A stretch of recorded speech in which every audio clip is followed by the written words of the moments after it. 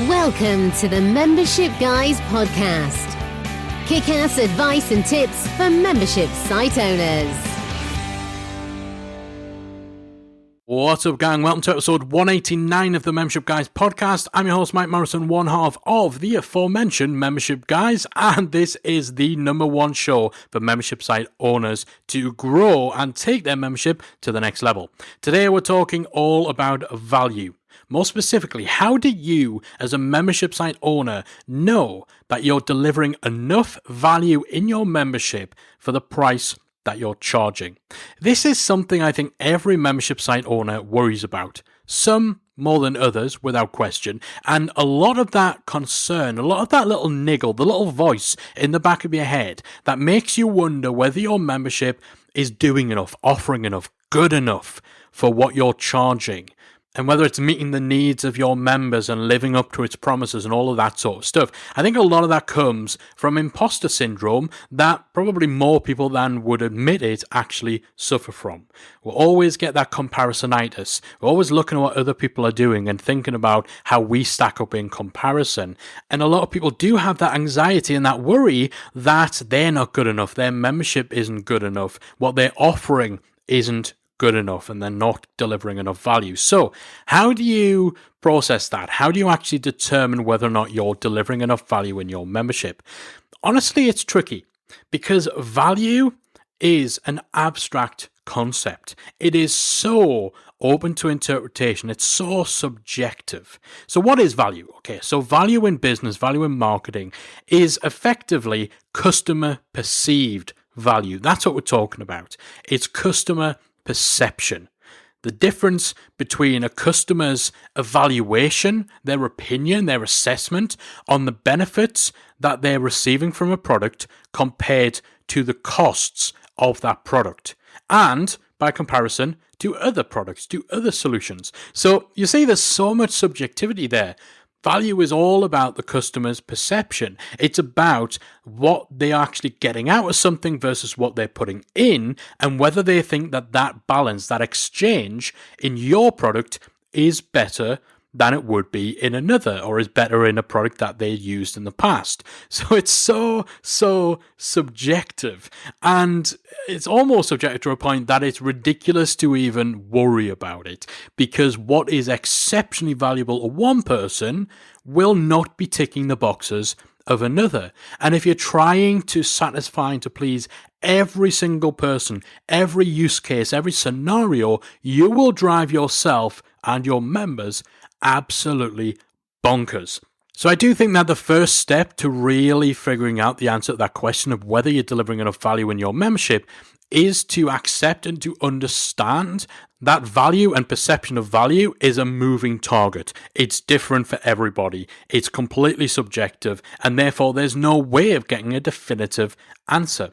And I think because of that, because value is such an abstract thing, so many people get it mixed up, they get it wrong. They confuse value with content. So they think that delivering value as a membership site owner is all about how much content you put out there. And so they get into this strange sort of content arms race where they think that to be the best and to beat their competitors, they just need to put out more stuff than other people are. But no one joins a membership because it has the most stuff. If you can actually solve the biggest problem that your member has in 5 minutes with one single 5-minute video, that's going to be of higher value than giving them a 20-lesson course that only just scratches the surface of what they've joined your membership to achieve. Content does not equate to value. So that's the first mistake that I certainly see a lot of membership owners making when it comes to assessing their value proposition. Another big mistake is thinking that it's a like-for-like comparison, that assessing value is all about, as I said before, having more stuff than somebody else. Or, if you offer the same as someone else, that means you're offering the same value. You can charge the same amount. So, they're offering 20 things and 1 Q&A. I'm offering 30 things and 2 Q&As. They're charging $50 a month, so I can charge $75 because I'm offering more value. Or I can charge the same amount of money as they are, and people will think mine is better value for money than theirs is because I'm offering more stuff. It kind of always makes me think, I'm sure most of you listening have seen the movie something about Mary. And there's a particular scene, not the one you're thinking of with the hair moose, the hitchhiker scene, where there's a crazy hitchhiker being picked up, and there's a whole dialogue about something called 7-minute abs, which, from what I understand, was a regular product that was offered on the infomercial circuit in the States during the 90s. And so this crazy hitchhiker is absolutely convinced that the way he's going to find his fortune is by bringing out an alternative to 7-minute abs called 6-minute abs. And it's obviously played for laughs. We're supposed to find that ludicrous. The notion that just shaving 1 minute off the alternative product is going to make him rich, a millionaire, right? But that's essentially what so many membership site owners do.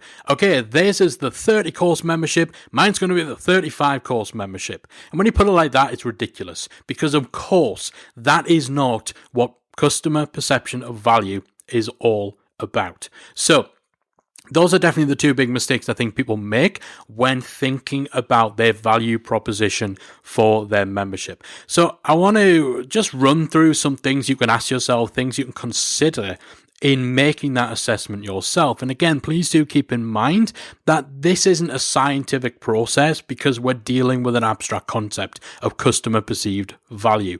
But there's certainly questions you can ask yourself in order to get an idea of, am I in the right kind of ballpark here?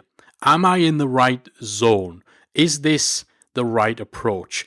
So essentially what we're talking about is, what are you offering and what have you priced it at? So the first thing to look at in assessing whether or not you've got that balance right is, what problem are you solving? It's remembering. We hammer this home all the time. People join memberships because they have a problem to solve, a transformation they want to undergo, a goal they want to reach, an endpoint they want to get to. And they join your membership because they've decided that what you are offering will help them to get there. Maybe they're not expecting you to get them all the way there, but maybe they see it as, okay, based on what you're offering, based on your sales page and your marketing, your messaging, maybe you're going to help me get from step 1 to step 3 before I then need to get additional assistance to go the rest of the way. But ultimately, you are in the business of solving problems. So you should know what the problem is that you solve. If you can't figure that out, that's perhaps a warning sign that you're not fully tuned in to what your members need, what they want, and what the purpose of your membership is. And if that's the case, then maybe you're not going to be fully aligned in your thinking to your customers' thinking. That usually leads to a disconnect when it comes to customer perceived value, because they're thinking of value in a very, very different way to how you're thinking about value. It doesn't matter how much stuff is in the membership. What matters is the change that your membership brings about. So think about, what is the problem you're solving? What are the results that you are delivering?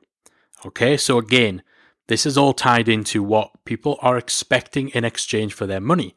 Remember, that value proposition is a balance between how much someone's putting in versus how much someone's getting out. And the getting out is all about results. But, it's not just a quantity thing. It's not just racking up the wins. It's thinking of that bigger picture, thinking of the problem that you're solving.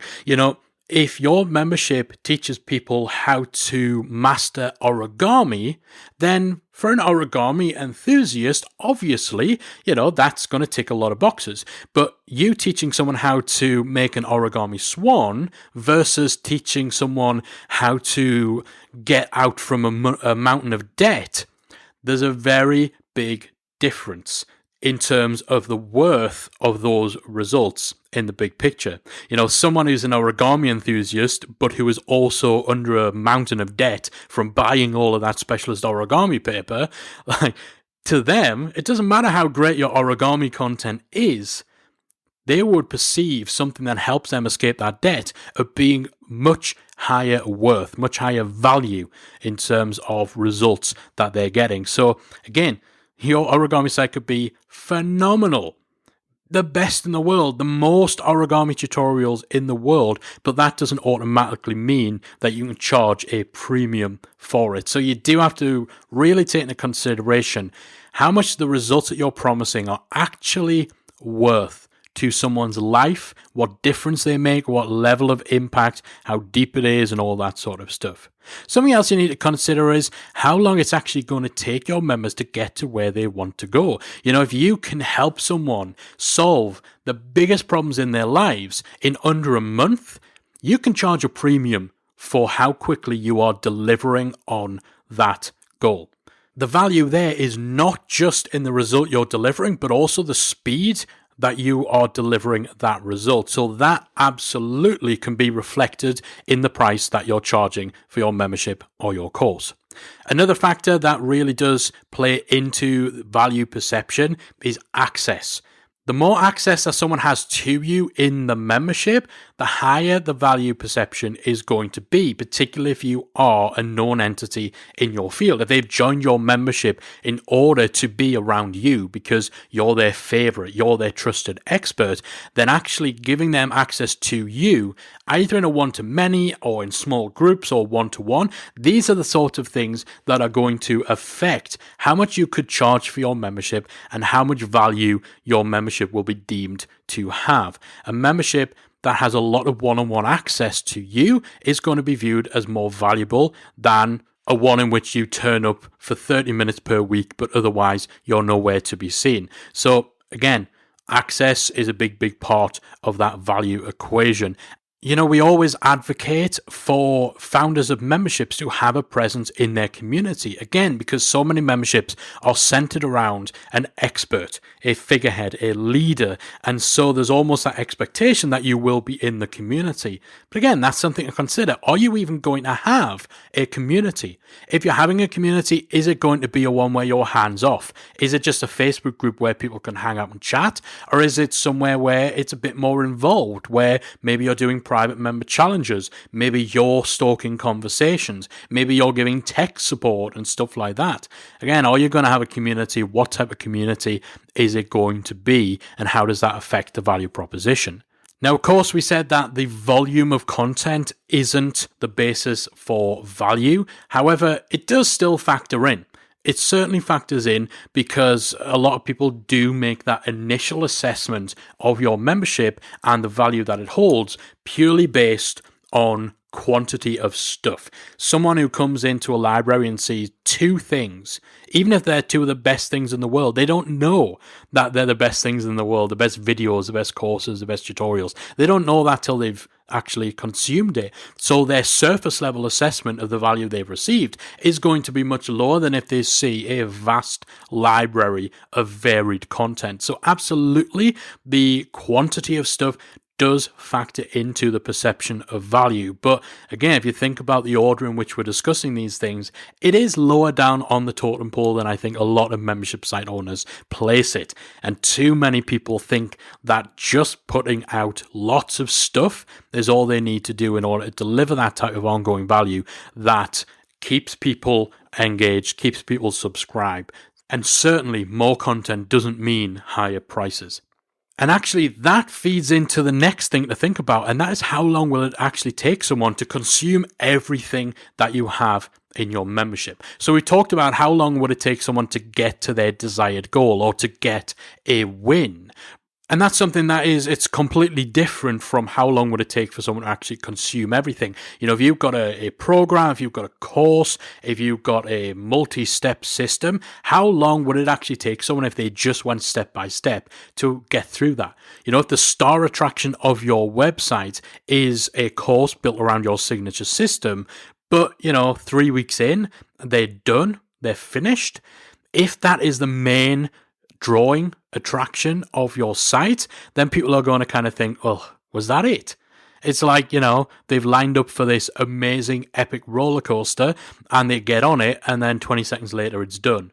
It could have been the most thrilling, most incredible roller coaster in the world, but you're probably still going to feel a little shortchanged if you waited for an hour and then 20 seconds later your experience is over. So again, that factors into it. How long are people going to be engaged? How long are they going to be using it? How long is it going to be valuable to them? And then something that we kind of hinted towards before, when we mentioned about the fact that for many people, joining a membership, it's not just about the content, it's not just about the result, it's about hanging out with and having access to someone who they deem as their chosen expert, the person they look up to, the person they deem credible, that they want to learn from, that they want to spend time with. That is something, again, which is really going to play in to perception of value, to how much you can realistically and justifiably charge for your membership site. So how much do you actually fit the bill of being the go-to person in your space?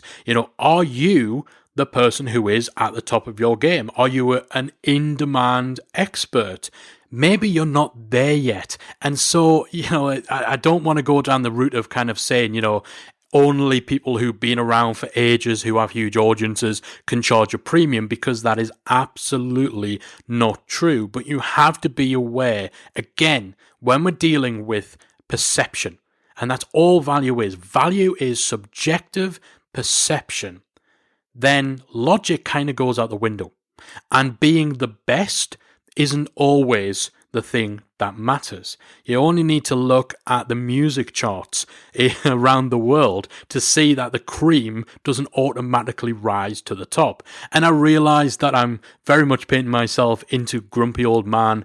It was so much better. Music was so much better in my day kind of territory by picking on the music industry. But, we had rubbish music in the 90s and in the 80s as well. The best artists were not always the most commercially successful.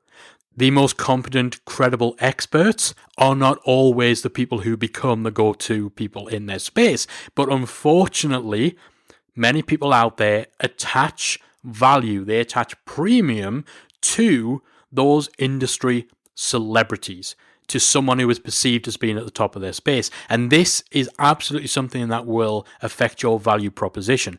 If you have a membership that is very, very heavily based around access to your expertise, but people do not know or do not value who you are, then they will not deem having access to that expertise as being something that is valuable, certainly by comparison to having access to the person they do view as the go-to person in the space. Hopefully that makes sense, and hopefully it's not getting confused as me saying that only the big names should start memberships. What I'm saying is you just need to be aware that this is the harsh reality of online business. And you need to account for that in your value proposition. And so again, this comes back to what I was saying before, is that it's not a like-for-like comparison. It's not a case of, okay, well, this person over here, he's offering a monthly coaching call with every member and he's got 10 courses and he's charging $100. So if I offer a monthly coaching call and 20 courses, I can charge more than he can because our value proposition is bigger. That is just not how it works. So certainly something to keep in mind. Again, it's not logical and you may think it's unfair, but it's the reality of how things are. And again, these are the sort of things we need to deal with, to think about, to account for when talking about something that is as abstract, subjective and open-ended as value perception. Something else, of course, to take into consideration when thinking about, do we actually offer enough value for what we're charging, is what are people telling you? What are all the signs showing you? Are you getting a lot of traffic to your sales page and then they're just disappearing? None of them are converting. And maybe, perhaps the price point is to blame. Maybe people are clicking through to your checkout and then that's where they see the price and they change their mind. Again, these are indicators that there might be a little problem with how you're actually communicating the value that your membership offers. What are people telling you? Are you actually soliciting feedback from people who maybe are on your email list, but they don't join your membership? Are you actually surveying them to say, we know you've been on our mailing list, you've been consuming our content and our free stuff, and we appreciate that.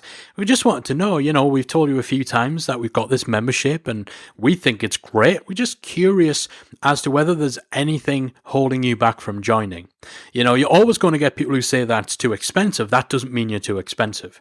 But if everybody says you're too expensive, that might be a hint, especially if, when you think about all the other stuff we talked about, you're already leaning towards maybe, the value proposition is a little unbalanced. If everybody's saying, yeah, dude, you're delusional, you're charging triple what everyone else in this industry is charging, or, you're charging quadruple what your nearest competitor, who actually is the top dog, they're charging a fraction of what you're charging. Listen to what people are telling you. Don't put stock in a handful of people telling you you're too expensive, because you're always going to have that problem, and you certainly don't want to get into a point where you're trying to please everybody with your pricing. So this is more about, are you getting kind of a disparate or an unusual amount of people telling you that you're too expensive or that they don't think it's good value for money? So ask people who are on your list, who are in your funnel but don't join. Look at how your sales pages, your checkout process is performing. If people cancel their membership, ask them why they cancelled. Again, you're always going to get people saying that. That's just part of the course. But if everybody's telling you that, then that's a warning sign too. And then I think the final thing you need to take into consideration is your own gut. If you're obsessing over this, if your stomach is in knots because you think you're charging too much, and you can hardly bring yourself to tell people how much it costs, you're uncomfortable talking about your price point, you're just completely lacking in certainty and confidence, and you have to really kind of convince yourself that you're offering enough value. Again, that is certainly something you should listen to. You definitely have to do the gut check. It doesn't mean that you're not offering enough value. Again, we talked about how so many people suffer from this imposter syndrome. And, a lot of people just by default don't think that what they're putting out has value when actually it does. But again, in combination with all the other things we've been talking about, you can't ignore your gut sometimes. So don't go on gut alone, but combine that gut feeling with questioning, with some real objective analysis of the sort of things that we talked about during this episode, and that'll certainly help give you a better idea of whether or not your value proposition is off. So hopefully this has been useful to you if you've found yourself questioning that, or if you're in the planning stages of your membership and you're trying to figure out, what should I be offering, what should I be charging? Maybe you've recently had someone tell you, your membership is so expensive. Just one person saying that can really throw you for a loop. So if you have been worrying about it, hopefully if you work through some of the stuff that we talked about, that's going to help you to either refine what you're doing or just to put your mind at ease in trying to figure out if you're offering enough value for what you're charging. But if nothing else, hopefully this has helped to change your perspective on what value truly means in the context of a membership website. Hope you have enjoyed this episode. I'd be interested to hear your thoughts. As always, you can reach me on social media. If you're on Twitter, you can find me at Membership Guys. Send me a tweet, let me know what you found useful about this episode, what your top takeaway is. If you're on Instagram, I'm on there at Membership Guy, just Guy, singular. Callie is not with me on Instagram. Let me know on there. If you're listening to this, take a little screenshot of your phone or your computer or whatever you're listening to this on, and then hit me up on Instagram. Tag me, let me know you're listening. I love it when that happens. Or, of course, if you're inside our free Facebook group, then let me know your thoughts on that episode in there. If you're not in the group, get yourself in the group. There's around 11,000 membership site owners in there. You can find it by searching for Membership Mastermind inside the Facebook app. Or if you're at your desk, type in talkmemberships.com. That will magically redirect you to our group, and you can come and join the conversation in there. Or, of course, this is a never-ending list. If you are part of MemberSite Academy, we have a nice in-depth discussion about all the episodes we release each and every week, so you can jump in and chat to me and Callie about the whole concept, the whole topic of value proposition for your membership and how to get that right, how to get your pricing right, and all that good stuff. That's it from me for this week. I truly do hope you found today's episode useful, interesting, informative, and a whole range of other positive words. I'll be back again next week with another installment of the Membership Guys podcast. Bye for now. If you've enjoyed today's episode of the Membership Guys podcast, we invite you to check out the membersiteacademy.com. The MemberSite Academy is the essential resource for anyone at any stage of starting growing, and running a membership website. So whether you're still figuring out what your idea is going to be, or whether your website is already up and running and you're just looking for ways to grow it and attract new members, then the Member Site Academy can help you to get to the next level. With our extensive course library, monthly training, exclusive member-only discounts, perks and tools, and a supportive, active community to help you along the way with feedback, encouragement and advice, the Member Site Academy is the perfect place to be for anyone looking to start, manage and grow a successful membership website. So check it out at membersiteacademy.com.